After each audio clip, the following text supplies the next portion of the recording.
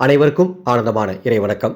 ஆன்மீக சிவ சொந்தங்களே, பங்குனி உத்திரம் 2026 விரத முறை மற்றும் வழிபாடு முறை மிக மிக எளிமையாக எவ்வாறு கடைபிடிக்க வேண்டும், விரதம் இல்லாதவர்கள் என்ன செய்ய வேண்டும், வழிபாடு செய்ய முடியாதவர்கள் என்ன செய்ய வேண்டும், இது அத்துணையும் இந்த ஆடியோவில் உங்களுக்காக தொகுத்து வழங்கியுள்ளேன். கேட்டு வழிபாடு செய்து பயன்பெறுமாறு அன்போடு அழைக்கின்றேன். வழிபாட்டை தெரிந்து கொள்வதற்கு முன்பாக ஓர் அறிவிப்பு. அன்பு சொந்தங்களே, அட்சய திருதியை 2026 ஏப்ரல் 20 வருகின்றது. இந்த அட்சய திருதியை நாளில் வாட்ஸ்அப்பில் ஒரு குழு அமைத்து ஒரு அற்புதமான தாந்திரிகத்தை முதல் முறையாக 11 பாடங்களாக சொல்லித்தரப் போகின்றேன். எந்தவித பூஜையும் இல்லாமல், எந்தவித விரதமும் இல்லாமல், எந்த விதமான கட்டுப்பாடுகளையும் கடைபிடிக்காமல் நீங்கள் கோடீஸ்வர யோகத்தை அடைய ஒரு அற்புதமான ஆன்மீக தாந்திரீக உபாசனை, அன்னை கமலாத்மிகா உபாசனை. யார் இந்த கமலாத்மிகா? தசமகா வித்தைகளில் 10வது தேவதையாகவும் தாந்திரிகத்தில் லக்ஷ்மியாகவும் அருள் தரும் அற்புதமான தேவி கமலாத்மிகா. அன்னையின் அருளை பெற்றுவிட்டால் அஷ்டலக்ஷ்மி தேவிகளின் பரிபூர்ணமான அருளும் உங்கள் குடும்பத்திற்கு கிடைக்கும். இந்த குழுவில் சேரும் அத்துணை பேருக்கும் அன்று மாலை 6 மணிக்கு மேல் மானசீக முறையில் மகாலட்சுமி தீட்சை வழங்கப்படும் என்பதை தெரிவித்துக் கொள்கின்றேன். இந்த குழுவில் சேர டிஸ்பிளேயில் தெரிகிற என்னுடைய வாட்ஸ்அப் நம்பருக்கு அட்சய திருதின்னு ஒரு மெசேஜ் அனுப்புங்க.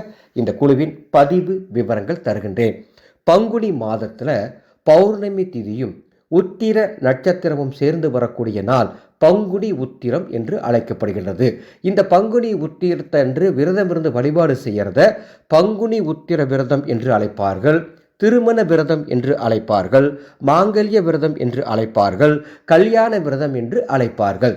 யார் ஒருவருக்கு திருமணம் தடைபட்டுட்டே போகுதோ, யார் ஒருவருக்கு விரும்பிய மனவாழ்வு அமையணும்னு ஏக்கத்தில் இருக்கீங்களோ அவங்க இந்த விரதத்தை இருக்கலாம். மற்றபடி ஜாதக தோஷங்கள் இருக்கிறவங்க இந்த விரதத்தை இருக்கலாம். குழந்தைகளின் எதிர்காலம் நன்றாக இருக்க வேண்டும், கணவன் மனைவி ஒற்றுமையாக இருக்க வேண்டும் என்று இந்த விரதத்தை இருக்கலாம். பொருளாதாரத்தில் முன்னேற்ற பாதையில் பயணித்து குடும்பத்தார் அனைவரும் ஒற்றுமையாக மகிழ்ச்சியாக வாழ வேண்டும் என்று நினைப்பவர்கள் இந்த விரதம் இருந்து வழிபாடு செய்யலாம்.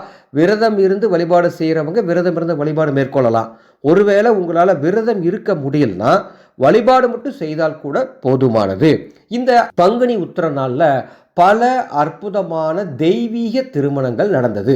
ஈசன் பார்வதி தேவியை கரம் பிடித்த நன்னாள் பங்குனி உத்திர நன்னாள். ராமர் சீதா திருமணம் நடைபெற்ற நாள் பங்குனி உத்திர நன்னாள். முருகப்பெருமான் தெய்வானையை ஏற்றுக்கொண்ட நாள் இந்த பங்குனி உத்திர நன்னாள். ஆண்டாளின் திருமண வைபவம் நடந்ததும் இந்த பங்குனி உத்திர நன்னாள். பிரம்மதேவன் சரஸ்வதி தேவியை தனது நாவில் ஏற்றுக்கொண்ட நாள் இந்த பங்குனி உத்திர நன்னாள். மகாலட்சுமி அவதரித்த நாள் இந்த பங்குனி உத்திர நன்னாள். சுவாமி ஐயப்பன் அவதரித்த நாள் இந்த பங்குனி உத்திர நன்னாள். இப்படி பல அற்புதமான விஷயங்கள் சொல்லிட்டே போகலாம். அப்பேற்பட்ட புனிதமான நாள் தான் பங்குனி உத்திர நன்னாள். என்னுடைய ஆலோசனை என்ன தெரியுங்களா? திருமணமான அத்துணை பேரும் இந்த வழிபாடை செய்யுங்க. திருமணம் ஆகாமல் இருக்கிற அத்துணை பேரும் இந்த வழிபாடு செய்யுங்க, நல்லதே நடக்கும். ரொம்ப எளிமையான வழிபாடு தான். இந்த வருடம் இந்த வழிபாடை என்னைக்கு செய்யணும்? ஏப்ரல் 1 செய்ய வேண்டும். 1/4/2026 பங்குனி 18 புதன்கிழமை இந்த வழிபாட்டை செய்யணும். எந்த நேரத்தில் வழிபாடு செய்யலாம்? காலை 6 மணியிலிருந்து 7:20 வழிபாடு செய்யலாம், அல்லது காலை 9:30 10:30, அல்லது காலை 10:30 11:30, அல்லது மாலை 5:30 7:30 இந்த வழிபாட்டை செய்து கொள்ளலாம். உங்க வீட்டில் முருகப்பெருமானுடைய வேல், முருகப்பெருமானுடைய சிலை இருந்தால் இந்த பங்குனி உத்திர நன்னாள்ல பாலபிஷேகம் செய்தால் பல அற்புதமான நன்மைகள் உங்கள் குடும்பத்திற்கு வந்து சேரும். விரதம் இருந்து வழிபாடு செய்யணும்னு முடிவு பண்ணிட்டீங்கன்னா ஏப்ரல் 1 பிரம்மமுகூர்த்த நேரத்தில் எழுந்து குளித்துவிட்டு பூஜை அறையில் தீபமேற்றி முருகப்பெருமானை வழிபட்டு விரதத்தை தொடங்கி மாலை 5:30 மணியிலிருந்து 7:30 மணிக்குள் பூஜை செய்து விரதத்தை முடித்துக் கொள்ளுங்கள். விரதம் இல்லாமல் வழிபாடு மட்டும் செய்கிறவங்க நான் நிறைய நேரம் கொடுத்துருக்கேன் இல்லையா, அந்த நேரத்தில் ஏதாவது ஒரு நேரத்தை தேர்ந்தெடுத்துக்கலாம். சரி, வழிபாடு எப்படி செய்யணும்னு பார்க்கலாங்களா?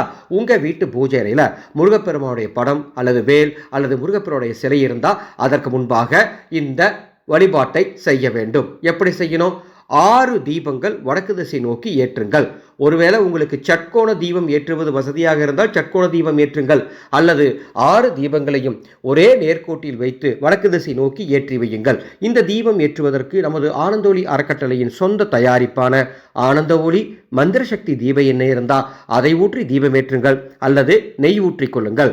பூஜையில வேறு ஏதேனும் ஒரு இடத்தில் இன்னொரு துணை தீபம் வைத்துக் கொள்ளுங்கள், ஒற்றைப்படை கணக்குக்காக. சரிங்களா? அவ்வாறு தீபமேற்றி சுவாமிக்கு நெய்வேத்தியமாக தேன், தினை மாவு, சர்க்கரை பொங்கல், பால் பாயாசம், இளநீர், பழங்கள், தேங்காய் என உங்களால் எதை சிறப்பாக வைக்க முடியுமோ அதை நெய்வேத்தியமாக வைத்து வாசனை பூக்களை கொண்டு அர்ச்சனை செய்து கொண்டே உங்களுக்கு தெரிந்த முருகப்பெருமானுடைய மந்திரங்கள், கவச்ச பாடல்கள், திருப்புகள், கந்தகுரு கவசம், இப்படி உங்களுக்கு என்னென்ன தெரியுமோ காவடி பாடல் உள்பட எது உங்களுக்கு தெரியுமோ அதை சொல்லுங்க. எதுவுமே தெரியலன்னா பரவாயில்ல, சஷ்டி கவசத்தை ஒரு முறை ஓட விட்டு கேட்டா கூட போதும். சரிங்களா? நான் ஒரு மந்திரம் தரேன், இந்த மந்திரத்தை ஒரு 108 முறை சொன்னீங்கன்னா கூடுதல் நன்மை கிடைக்கும். ஓம் நமோ சரவண பவ என்று 108 முறை சொல்லி பங்குனி உத்திர வழிபாட்டை மிக சிறப்பாக செய்யுமாறு அன்போடு கேட்டுக்கொள்கின்றேன். வாய்ப்பு இருக்கிறவங்க பங்குனி உத்திர நன்னாளில் முருகப்பெருமான் ஆலயம் சென்று வழிபாடு செய்யுங்கள். நல்லது உங்களுக்கு நிச்சயமாக நடக்கும். பால் குடம் எடுத்து வழிபாடு செய்யணும்னு நினைக்கிறவங்க பால் குடம் எடுத்து முருகப்பெருமானுக்கு வழிபாடு செய்தால் தீராத துன்பங்கள் அத்துணையும் தீரும். இந்த ஆடியோவை உங்களுக்கு தெரிந்த அத்துணை பேருக்கும் பகிர்ந்து கொள்ளுங்கள். இன்னொரு முக்கியமான தகவல், பங்குனி உத்திர நாளில் நீங்க செய்யக்கூடிய அன்னதானம் உங்க குடும்பத்துக்கு பல நன்மைகளை சேர்க்கும். பங்குனி உத்திரத்தன்னைக்கு காய்கறி தானம் செய்யலாம், மோர் தானம் செய்யலாம், குடை தானம் செய்யலாம், உடை தானம் செய்யலாம், பானகம் தானம் செய்யலாம், அன்னதானம் செய்யலாம். நமது ஆனந்தொளி அறக்கட்டளை அன்னசேவா குழு பங்குனி உத்திரமன்று முருக பக்தர்களுக்கு அன்னதானம் செய்வதற்குண்டான ஏற்பாடு செஞ்சுட்டு இருக்கோம். முடிஞ்சா எங்களது அன்னசேவா குழுவின் சேவைக்கு உங்க குடும்பம் சார்பாக பங்களிப்பு தாங்க. டிஸ்பிளேல பாருங்க, எங்களது அறக்கட்டளையினுடைய கூகுள் பே, ஃபோன்பே நம்பர் கொடுத்துருக்கேன். ஒருவேளை உங்களால் பூஜையும் செய்ய முடியல, வழிபாடும் செய்ய முடியலன்னா நான் சொன்ன அன்னதானம் மட்டுமாவது செய்யுங்க.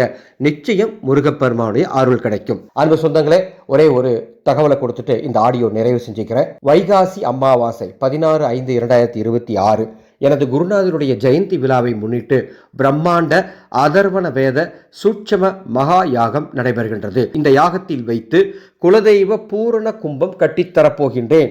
செம்பினால் ஆன கும்பம் இது.